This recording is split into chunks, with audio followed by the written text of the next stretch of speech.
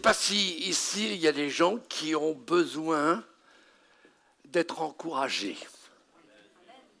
Oh, il y a un petit amen là dans le coin, il y a un amen là-bas. Ici, non? Il y a des gens qui ont besoin d'être encouragés? Est-ce que vous prononcez régulièrement des paroles d'encouragement? Et est-ce que aussi vous vous adressez des paroles d'encouragement?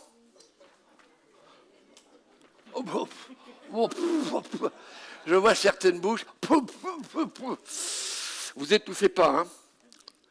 Vous savez que le grand roi David dira dans le psaume 42 et 43, je ne l'ai pas mis sur, je dirais, sur l'écran, « Pourquoi t'as battu mon âme ?» Puis la suite, « Et j'ai mis tu au-dedans de toi. » Espère en Dieu, car je te louerai encore. Il est mon salut et mon Dieu. Son nom est tout puissant. Ce matin, j'aimerais vous encourager dans votre foi, comme j'étais dernièrement encouragé dans ma foi lorsque j'ai relu une histoire incroyable dans la Bible. Une histoire que j'ai lue certainement des centaines, pour ne pas dire des milliers de fois. Mais dans cette histoire, il y a 3 mots qui forment une déclaration, une confession, une proclamation. Pour ceux qui aiment lire la Bible, eh bien, c'est l'histoire d'une femme. Et la Bible donne, je dirais, un titre à cette femme. Elle l'appelle une femme de distinction. Et quand je pense à une femme de distinction, je pense tout de suite à la mienne. Et normalement, tous ceux qui se sont mariés devraient dire « Mais ma femme est une femme de distinction ». Pas vrai? Merci mon frère, c'est gentil. Ça va l'encourager certainement. Et je vais simplement vous narrer rapidement cette histoire pour en venir à ces 3 mots incroyables, afin d'éviter de lire ensemble 37 versets. Peut-être pour certains, ça serait la première fois qu'ils lisent la Bible, mais bon. Élisée le prophète à la double onction passait régulièrement dans la ville de Sunem. Et une femme remarque Élisée comme l'homme de Dieu. Et dans sa grande générosité, eh bien, elle décide de lui préparer une chambre haute. Une chambre haute équipée d'une table pour se restaurer, d'un fauteuil pour se détendre, un lit pour se reposer et aussi un chandelier pour y voir clair. Et puis, elle pourvoirait bien sûr à sa nourriture ainsi qu'à son serviteur. Et puis, à un moment donné, après tous ces passages, Élisée demande à son serviteur, mais qu'est-ce qu'on peut faire pour remercier cette femme? Il est toujours important pour tous les serviteurs de Dieu et toutes les servantes de Dieu d'être reconnaissants en toutes choses. Oh, le Amen, là, vous êtes presque dans le coma. Être toujours reconnaissant. Et il dit, est-ce qu'on peut lui parler en faveur d'elle au roi ou au général en chef de l'armée? Et le serviteur lui dit, non, elle n'a pas d'enfant. Et c'est ce qui déclencha une déclaration prophétique. Tu embrasseras bientôt un fils l'année prochaine. Je passe sur tous les détails pour faire court à la description de cet événement et vous encourage à lire le chapitre 4 du 2e livre des rois. L'enfant est né et quelque temps plus tard, l'enfant qui avait grandi va rejoindre son papa dans les champs. Puis à un moment donné, il se plaint de douleur, des maux de tête terribles.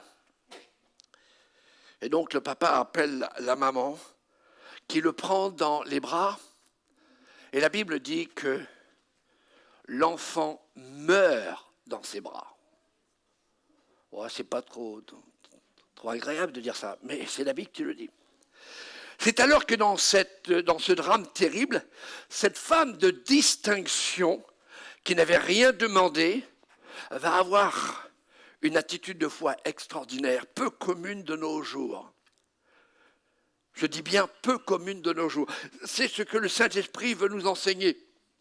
Cette Sunamite va faire une déclaration qui ne s'arrête pas qui ne s'arrête pas dans la difficulté, dans la douleur d'une maman dont le cœur est déchiré. Et elle ne nie pas la réalité, c'est un fait, mais elle exprime en face de cette réalité sa confiance en Dieu.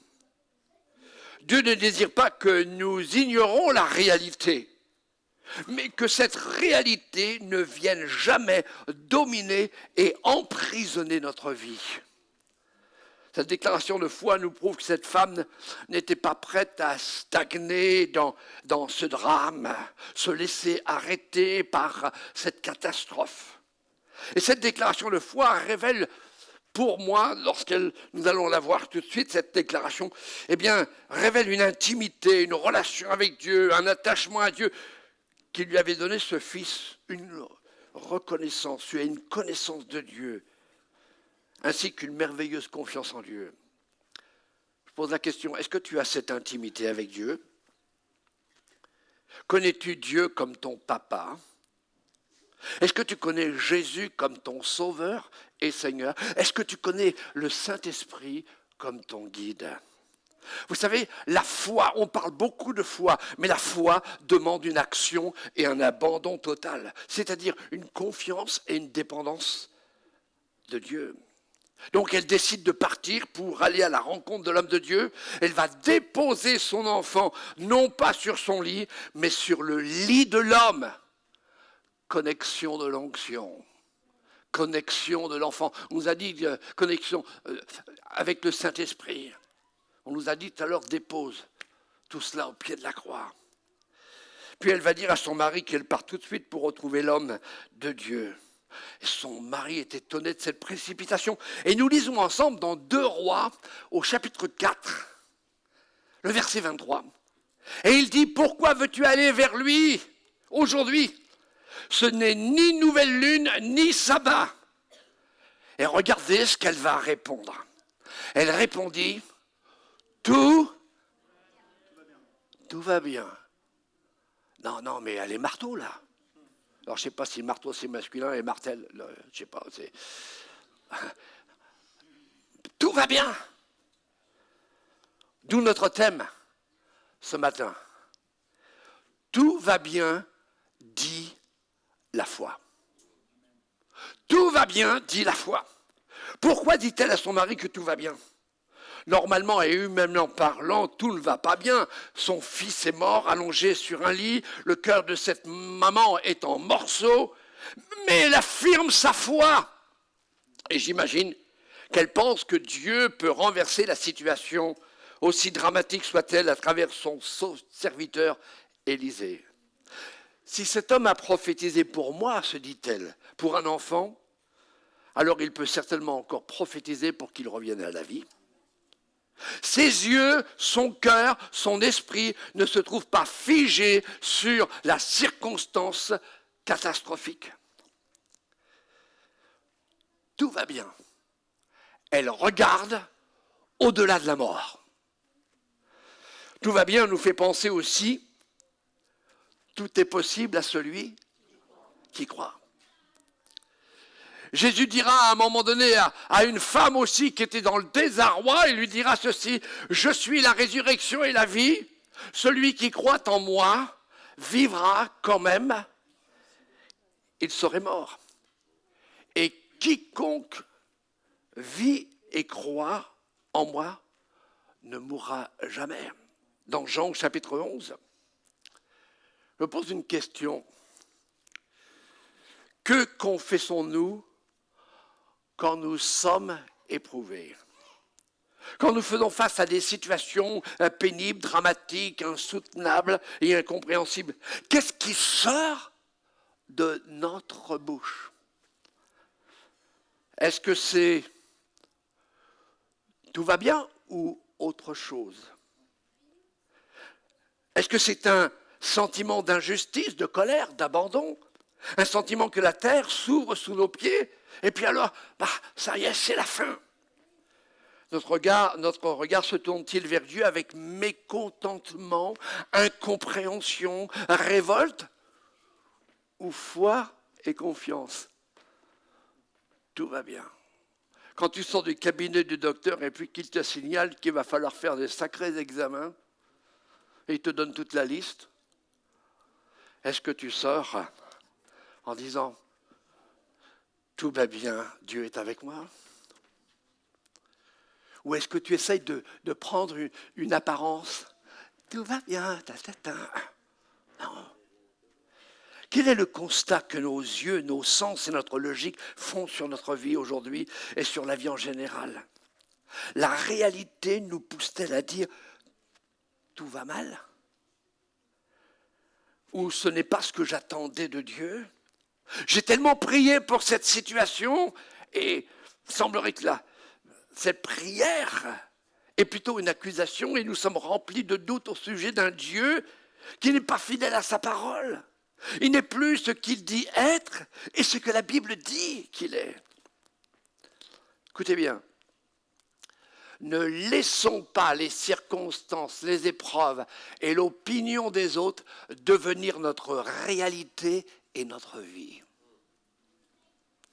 Dans l'Ancien Testament, je pars sur un autre événement, 10 personnes, écoutez bien, 10 personnes dans l'Ancien Testament ont entraîné 3 millions de personnes à errer dans le désert pendant 40 ans. Et savez-vous que le Seigneur a mis une journée pour faire sortir ce pays de l'Égypte, mais il a mis 40 ans pour faire sortir l'Égypte de leur cœur. Ne nous laissons pas dissuader de faire ce que Dieu nous a appelés à faire. J'aimerais vous dire, Dieu croit en nous. Dieu croit en toi. Tourne-toi vers ton voisin et dire, Dieu croit en toi. Mais regardez-moi maintenant. Merci. Tournez votre regard maintenant. Mais nous devons croire en lui. Le regard de cette femme, vous savez, ne nous isolons pas. Restons en contact avec le corps de Christ. Restons dans cette atmosphère de foi qui est l'église de Jésus. Là où il y a la louange, il y a cette stimulation, il y a cette énergie, cet encouragement. Rappelons-nous de cet homme dans la Bible déclare, et j'avais prêché une fois il y a quelque temps sur lui, et la Bible dit à ce sujet qu'il était juste et intègre. Et Dieu dira à Satan au sujet de cet homme, il n'y a personne comme lui sur la terre. Et il lui dira ça par 2 fois. Il s'agit de Job. Et la Bible nous rappelle qu'en toute chose, face à tous les malheurs que cet homme a connus, perte de tous ses biens, de sa fortune, perte de sa famille, Job ne pécha pas contre le Seigneur par ses lèvres, parce qu'il dira. Job n'a pas dit « tout va bien », mais il a dit autre chose qui ressemble énormément. Il dira « je sais que mon Rédempteur est vivant » et qu'il se lèvera le dernier sur la terre. Il dira aussi, qu'il me tue, je le louerai encore. Je sais qu'il aura le dernier mot.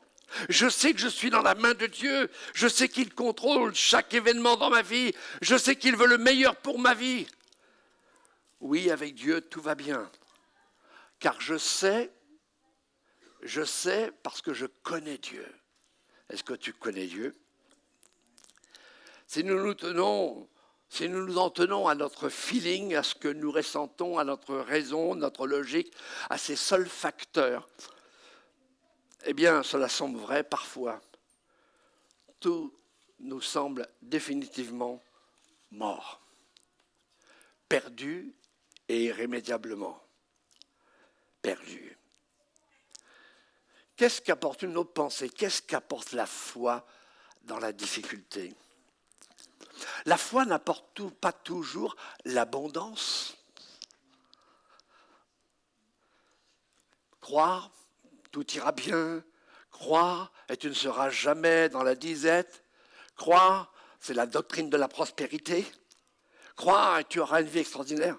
Non, la foi, la vraie foi, n'apporte pas toujours l'abondance, mais elle apporte surtout une présence, celle de Dieu. La foi, la confiance et l'abandon déclarent la souveraineté de Dieu dans n'importe quelle situation. La foi déclare que Dieu est au contrôle de tous les événements et que rien n'échappe à son regard. La foi déclare la lumière lorsque nous sommes en pleine nuit.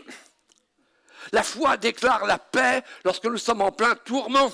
La foi déclare le calme en pleine tempête. Rappelez-vous Jésus dans la barque. Mais revenons à cette femme qui vient de laisser derrière elle son fils mort. Il est important de laisser derrière nous, on l'a entendu ce matin, tout ce qui peut nous arrêter dans notre foi, tout ce qui peut envahir notre cœur.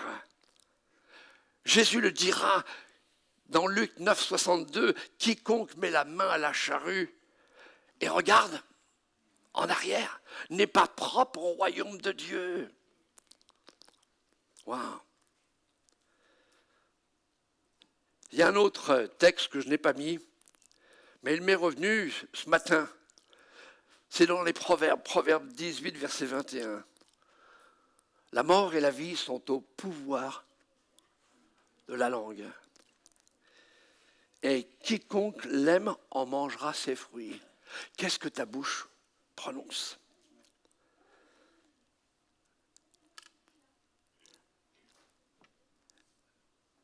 Où est-ce que tu te trouves en ce moment? Dans quelle position? Dans quelle situation? Regardez la position de cette femme. Cette femme ne reste pas en arrière. Elle avance. Elle veut aller encore plus loin que la mort. Elle ne se laisse pas emprisonner par son désespoir. Mais elle se dirige vers celui qui avait prononcé une parole prophétique pleine de puissance de Dieu, qui a banni la stérilité de cette femme. Je reviens à mon ami et à ce grand roi que j'aime beaucoup, David. Un petit homme, mais un petit homme qui a vaincu un géant. Et il dira ceci dans le psaume 46, verset 3. « C'est pourquoi nous sommes sans crainte quand la terre est bouleversée et que les montagnes chancellent au cœur des mers. » Nous sommes sans crainte. Quand tu regardes les informations, qu'est-ce que tu vois? Est-ce que tu trembles? Quand on t'annonce des choses, dernièrement j'ai reçu un message, à partir de fin février, toutes les pensions pour les vieux sont supprimées. J'ai dit à ma femme, t'as vu ça? Elle m'a rien dit, mais écoute pas ça. Une femme de Dieu, hein. Puis en fin de compte, c'est avec cette nouvelle technique de l'intelligence artificielle. Ils vous font dire n'importe quoi. La foi, vous savez, la foi, elle nous dirige constamment vers la source de vie. La foi nous dirige constamment vers la source de vie. La foi enclenche l'action et non l'immobilité. Cette femme a tout un autre regard, elle ne se laisse pas arrêter par ce premier constat qui est grave, qui est douloureux. Elle garde les yeux ouverts sur les réalités spirituelles, et notamment celle-ci. Dieu est sur son trône, il règne, il est capable de remédier à l'irrémédiable. Jésus dira un jour dans Matthieu 11, il dira « Ayez foi en Dieu ». Je vous le dis en vérité, si quelqu'un dit à cette montagne, ôte-toi de là et jette-toi dans la mer. Et s'il ne doute point en son cœur, mais croit ce qu'il arrive, que ce qu'il dit arrive, il le verra s'accomplir. Je me rappelle de l'histoire que mon père racontait de temps en temps quand il parlait de la foi. Il disait, il y a un homme un jour qui a acheté une maison. Il y avait un petit jardin derrière, mais la vue était bloquée par une montagne. Et il a lu ce texte. Et il a dit, montagne, je te chasse pour que je puisse avoir une belle vue. Il va se coucher le lendemain, il ouvre la fenêtre. Je le savais bien, je ne bougerai pas. Comment réagissons-nous quand nous parlons les paroles de la foi, les paroles vivantes, les paroles puissantes? Quand cette femme dit à son mari « tout va bien », ce n'est pas du positivisme à la méthode Coué, mais c'est une démonstration de ce qui ne se voit pas encore, mais qui fait partie des réalités de notre Père Céleste. La foi est une ferme assurance.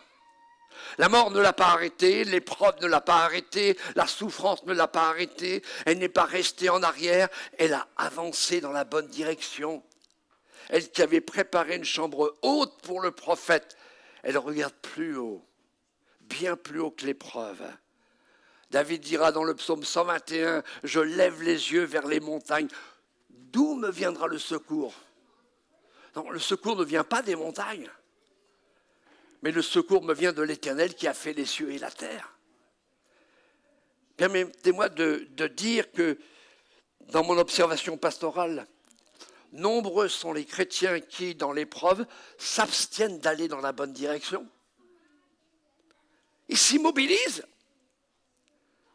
Au lieu de se mobiliser, au lieu de courir vers Dieu, au lieu de courir vers la maison de Dieu, au lieu de se trouver dans la présence de l'Esprit Saint, de l'onction, de la louange, ils restent chez eux. Ah, je suis pas bien, ah bah je suis pas bien, ah bah je suis pas bien, pas bien, pas bien, pas bien, pas bien du tout.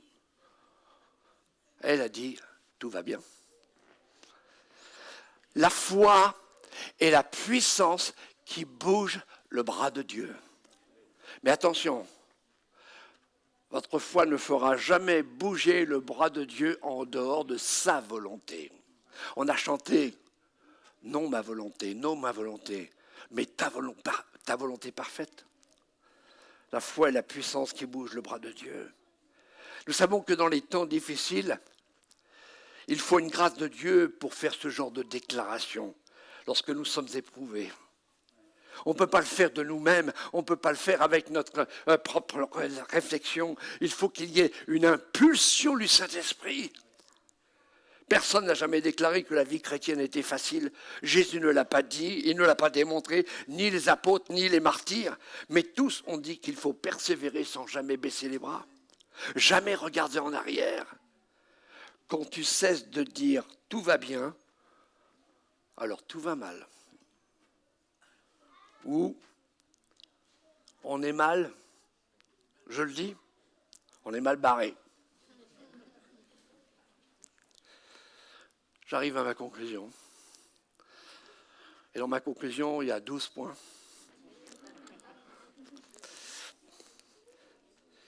La fin de l'histoire doit être un encouragement pour chacun de nous, peu importe les difficultés par lesquelles tu passes. La femme se trouve devant le prophète et celui-ci donnera un ordre à son serviteur d'aller dans la maison et de poser son bâton sur le corps de cet enfant. Mais moi, j'aime cette femme, la détermination de cette femme. Quelle est cette détermination? Cette femme qui a dit et qui a confessé « tout va bien » ne peut pas se comporter comme si tout n'allait pas bien, et nous le découvrons quand elle ne suit pas précipitamment le serviteur du prophète. Mais la Bible nous dit, elle reste près du prophète. Elle reste auprès du prophète. Elle reste là où il y a l'onction. Elle reste là où Dieu parle et il agit. Il est important de se tenir dans la présence de ceux qui sont remplis de l'Esprit Saint, de vivre la communion fraternelle, de se laisser encourager. Auprès du prophète, elle va faire une deuxième déclaration. Une deuxième déclaration. C'est au verset 30. « L'Éternel est vivant et ton âme est vivante. Je ne te quitterai pas. Je ne te quitterai point. » En d'autres termes, je ne repartirai pas sans toi. Je ne reviendrai pas à la maison sans ta présence et ton intervention. Des paroles puissantes, des paroles de foi, des paroles décisives et déterminantes. Un peu comme Moïse qui a dit à Dieu, si tu ne marches pas toi-même avec nous, ne nous fais point partir là. Jésus dira, Sans moi, vous ne pouvez rien faire. Et l'histoire nous dit ceci. Il se leva, le prophète, et elle le suivit. Suivez les hommes de Dieu, suivez les femmes de Dieu, celles qui vous emmènent dans la présence de Dieu, celles qui ont des traces miraculeuses de l'action de Dieu. Ne suivez jamais quelqu'un qui est toujours découragé. Avec sa présence, son onction, le Saint-Esprit, alors tout va bien. J'aimerais vous dire, avec Jésus, tout va bien. Est-ce que vous voulez le dire à haute voix? Avec Jésus. Il y en a qui ne l'ont pas dit. J'avais ma petite caméra espion, 007. Avec Jésus. Avec Jésus. Mais crois-le dans ton cœur. Le serviteur avec le bâton n'a eu aucun effet sur l'enfant. On aurait pu parler sur le bâton du serviteur, bâton de la tradition, de la religion, de la doctrine. Non, ce qu'il nous faut, c'est le bâton de Dieu qui a ouvert la mer Rouge. Il fallait la présence de l'homme de Dieu, la chaleur de cette présence. Et si vous lisez la fin de l'histoire, vous verrez que le prophète est monté dans la chambre haute, il s'est couché sur l'enfant, sa bouche était sur la bouche de l'enfant, ses yeux étaient sur les yeux de l'enfant, ses oreilles, il était collé contre lui, et le souffle du prophète qui avait la double onction est entré dans ce corps. Et Élisée a rendu l'enfant vivant à sa mère. Je voudrais vous lancer un défi ce matin. Et j'ai terminé. Êtes-vous prêts? À chaque fois que l'ennemi frappe à votre porte, ou à chaque fois que vous passez par un mauvais moment, à chaque fois que vous avez une difficulté, à chaque fois que vous êtes touché dans votre corps, à chaque fois que votre morale ou disons votre pensée est attaquée, je voudrais vous inviter ce matin à dire tout va bien. Tout va bien avec El Shaddai, le Tout-Puissant. Le Tout-Puissant est avec moi. Il est pour moi. Il est en moi.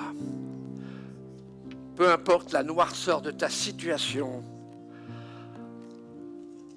si tu déclares avec foi que tout va bien parce que Jésus est là,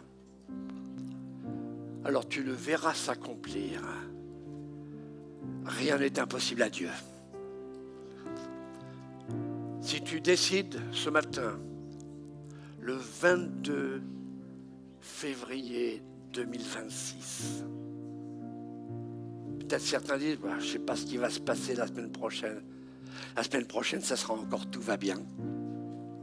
Avec Jésus, il n'y aura jamais demain, ça ira mal. Parce qu'il n'y a aucun changement chez Dieu.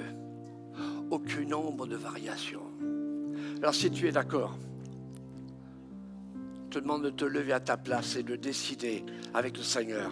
Je décide de faire comme cette femme, d'avoir cette foi. En face de mon épreuve, en face de mes difficultés, en face de mes enfants qui sont rebelles, en face de mes enfants qui font n'importe quoi, en face de mes petits-enfants qui ont du mal à se décider pour le Seigneur, en face de mon mari, en face de mon épouse qui ne veut pas de Jésus. Eh bien je dis, avec Jésus tout va bien, parce que Dieu va s'en occuper. Dieu va les transformer. Mettez votre main sur votre poitrine. Et dites au Seigneur, je m'engage à ne prononcer que des mots de foi. Des mots qui déclarent la puissance, la sainteté, la souveraineté de notre Dieu. Parce que ce Dieu est grand et son amour est grand. Il croit en nous, mais nous devons aussi croire en lui. À son nom soit seule la gloire. Amen. Est-ce qu'on peut applaudir le Seigneur ?